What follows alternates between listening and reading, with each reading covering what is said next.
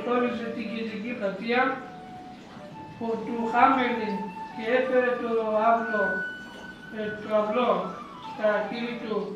Φορούσε με παράξενο καπέλο με φτερό και στο χέρι κρατούσε έναν αυλό.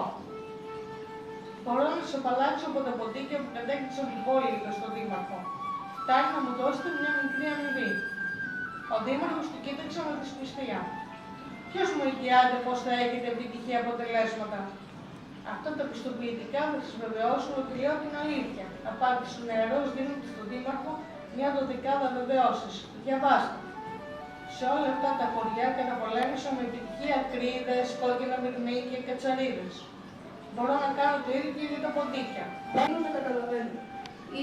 Ίσως τι σίγουρο. Οι μήνες κυλούσαν.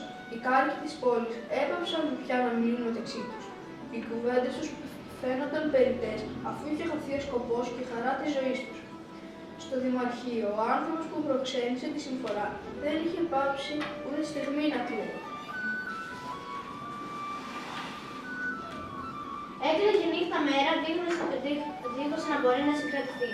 Έκρεψε τόσο πολύ που τα δάκρυά του σημάδισαν ένα ριάκι που κύλησε και χάθηκε στην εξοχή. Όταν κύλησε το 100χιλιοστό δάκρυ του Δημάρχου, ακούστηκε κάπου μακριά μια μουσική που έκανε όλους να ξυπτώσουν τα αυτιά τους. Ήταν ο αυλητής που ξαναγύρισε μαζί με τα παιδιά που είχαν εξαφανιστεί. Όλα χόρευαν και τραγουδούσαν χαρούμενοι. Οι κάτοικοι του Χάμελιν βγήκαν από τα σπίτια τους και έτρεξαν να τα συναντήσουν. Γονείς και παιδιά αγκαλιάστηκαν σφιχτά. Είμαστε έτοιμοι να σηκωθούμε! Πάμε! Ποιο πρόβλημα με τα ποντίκια!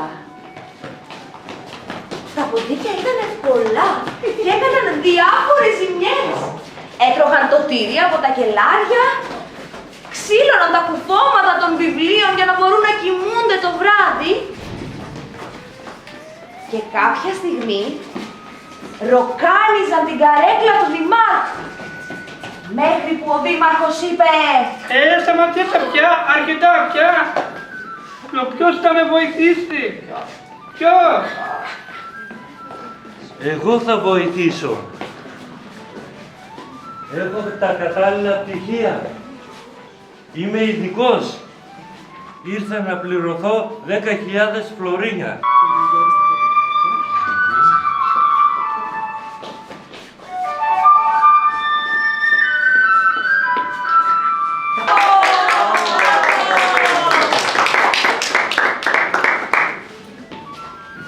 Ήρθα να πάρω τα φλωρίνια μου.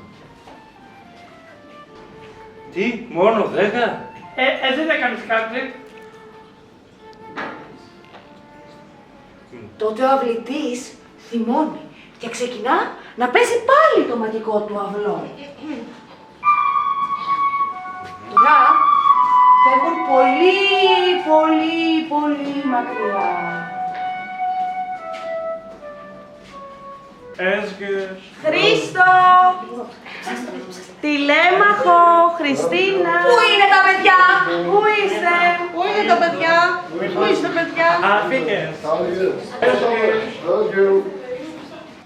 Το ριάκι αυτό, μάλλον ο αυλητής το κατάλαβε.